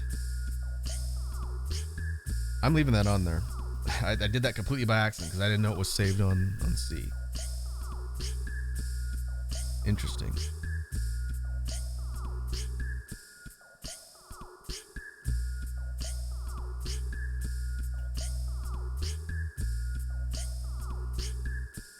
We could call this thing like signal ray or something like that, since it does sort of sound like, in some spots it sounds like a signal ping, in other spots it sounds like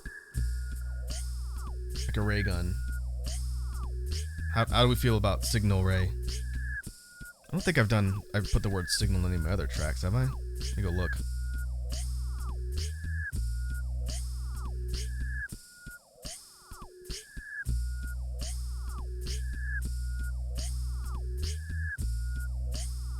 Where's the first one?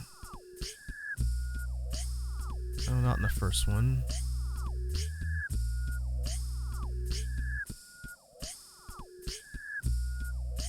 Wait, on the radar.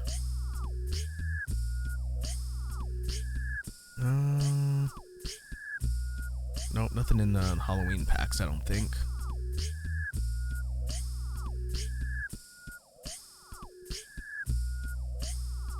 Edward says, doesn't sound alien enough.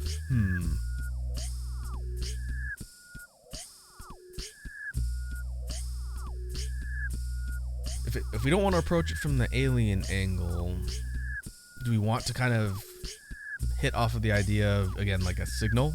Because, again, I'm looking through my track lists right now just so I don't overlap. And I don't see anything in here that's named signal blank. Oh, Edward says, I mean the title. You think the title doesn't sound alien enough?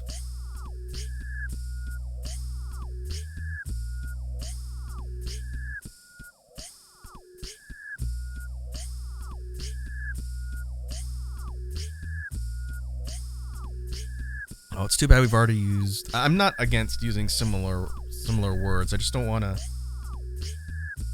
make it sound like some of the tracks are easily confused. Because I was thinking like xenotone. Like a xeno for like an unknown life form, and then tone because of tone. But we have one called somber tone, so that'd be a little bit similar. What's another? We could do xenotune. Pretty sure there isn't one of those in the existing track list.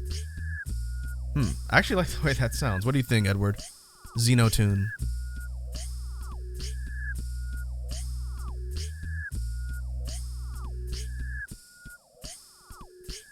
I should probably be writing these down too. Where's my doc that has all my BGM stuff in it?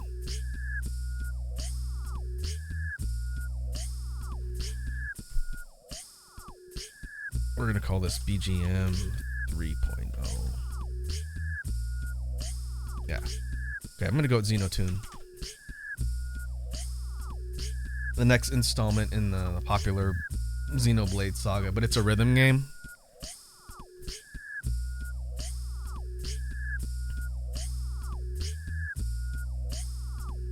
I think that'll do.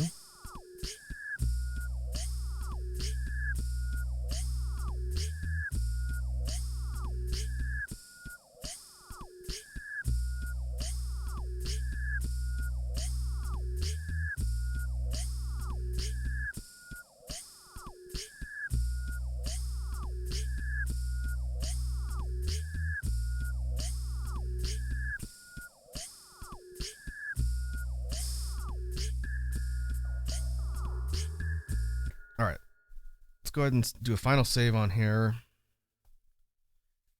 And let's see, we are getting close to 2 hours. I do need to take care of some stuff this evening, which is why I'm streaming so early. Before we wrap up, I don't think we have enough time to do another track. This one took a little bit longer than I planned, but I'm pretty happy with the final product, so that's perfectly fine. Maybe instead of just cutting it here, so we got a few more minutes, I think I would like to preview something from the upcoming big BGM project for next year. I've shown off some on previous streams, and interestingly enough, some of the ones I've shown you folks, I've swapped out for some more recent versions because of that feedback issue. And so the tracks you've heard, some of them I think are still in the final release, and some of them I've swapped out because of the feedback issue, and some I've just re-recorded. So maybe we can preview one track.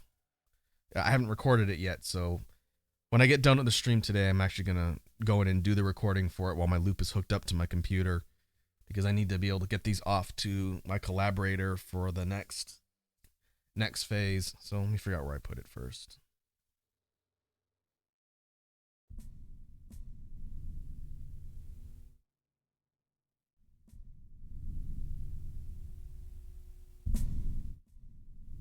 Okay, here it is.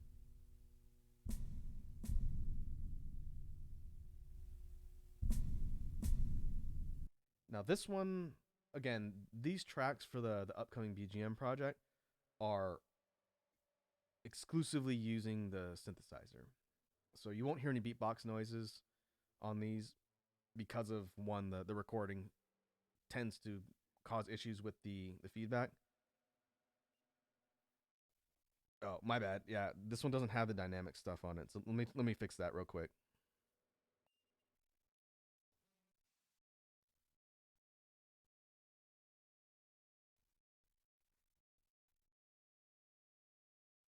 There we go. That should be better. Good catch, Edward. Because of that feedback issue, I have to turn all the boosts off when I'm recording these, and obviously I'm not talking to anyone when I'm doing it, so that's why. But these are recorded using the synthesizer, and so the volume balance is going to be a bit lower, so I have to boost these up way high so you can even hear it. But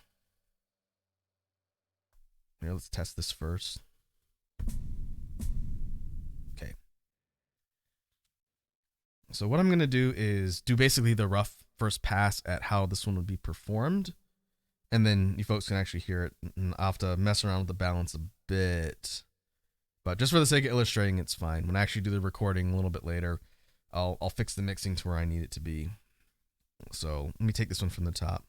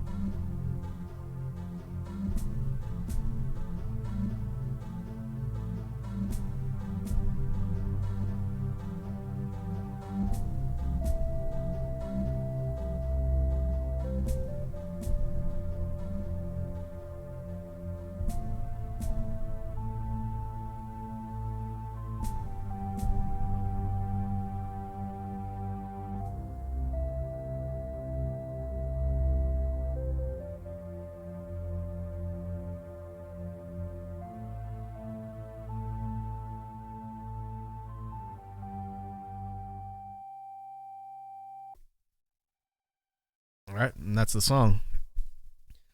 I'm gonna have to think about exactly the structure, but that's more or less how it's set up from start to finish.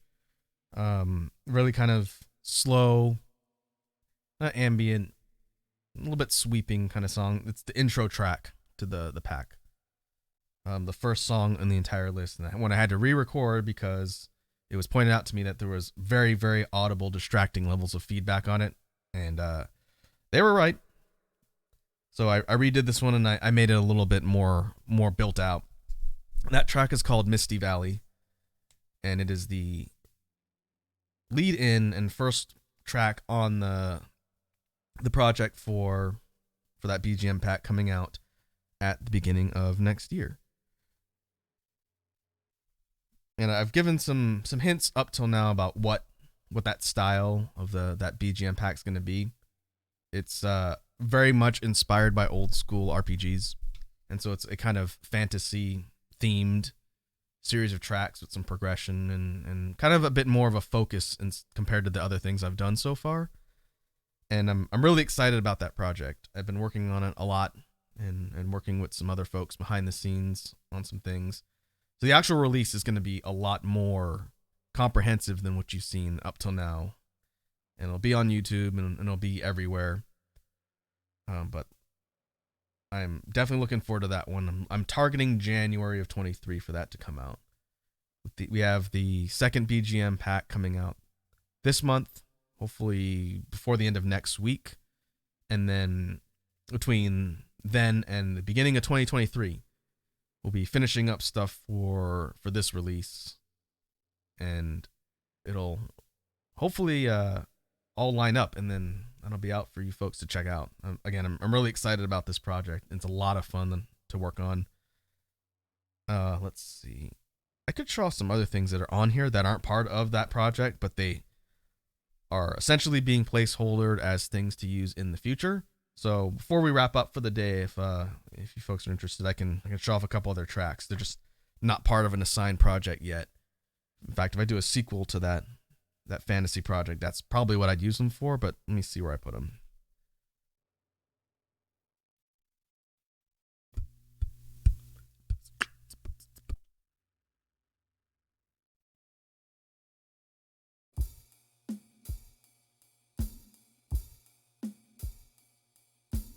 Oh.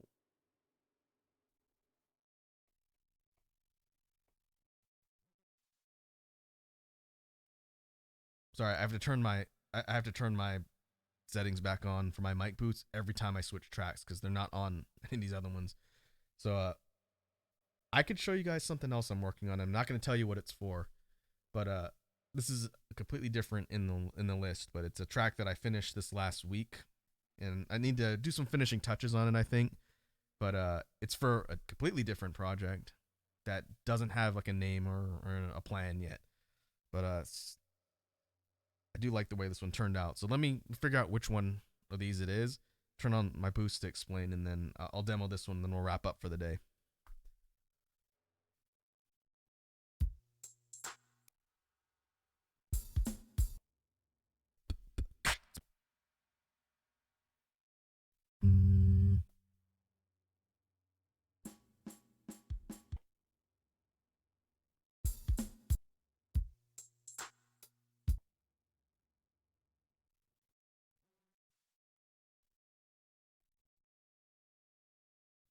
I think it's this one. Let me take a look at the layers here and figure out. There's one specifically I wanted to pull up. I can't remember if it's this one or not.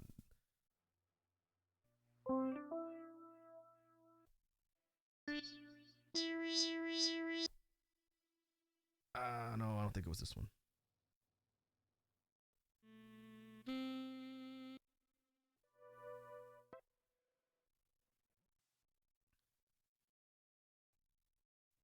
This is it. All right. This one doesn't have a name, doesn't have a project title yet, but you might be able to get the vibe for where this one's going. So let's start off here.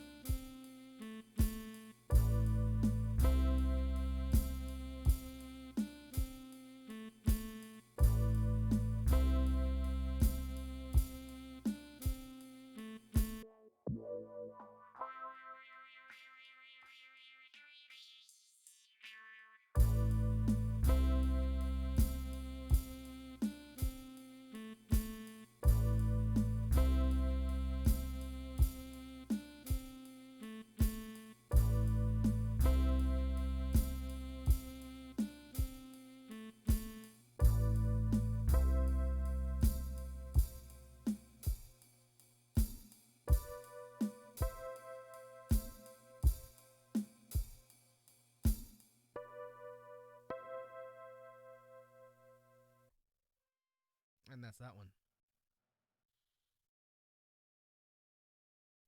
I may go back and add some additional stuff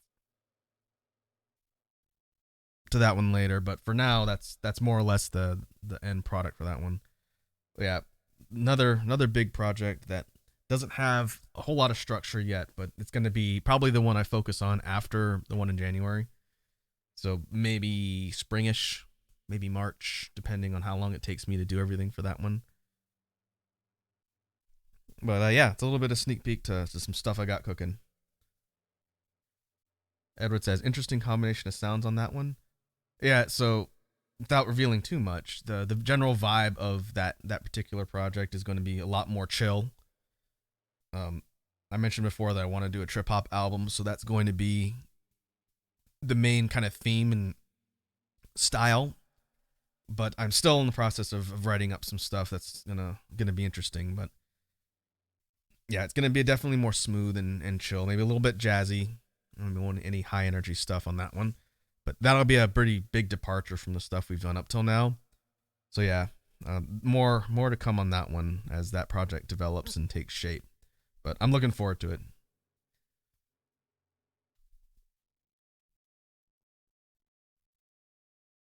And so with that, I think we will go ahead and call it a session for today.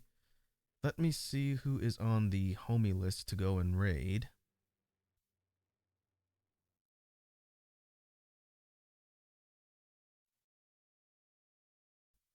Actually, real quick, I'm going to go check something before we jump on, and then we'll go ahead and head over. I think I'm going to raid Yatra, but before we do that, let me go check something.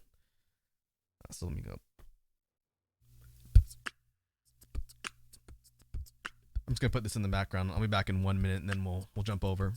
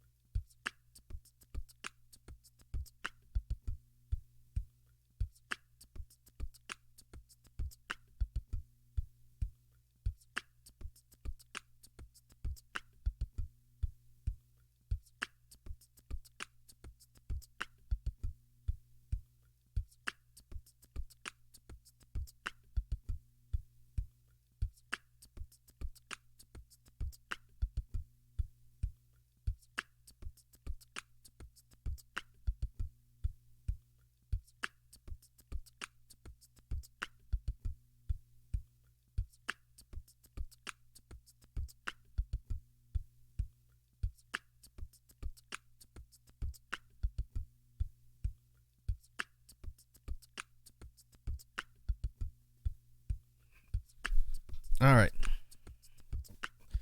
Sorry about that, folks. Let me go ahead and turn this off. All right, let's go ahead and tee up the raid, and we will go ahead and say what's up to Yatra. Thanks to everybody who came and hung out today. I know I did a lot of talking for the first half, but hopefully that intro to Inward Bass was interesting. We'll be revisiting that a lot more going forward now that I've actually introduced it, so you can expect to hear more updates on that front. But we will go ahead and switch things over to outro. And we'll commence the raid. So I got to go finish the stream schedule for next week. There is a holiday here in the States on Thursday. I don't think I'll be streaming that day.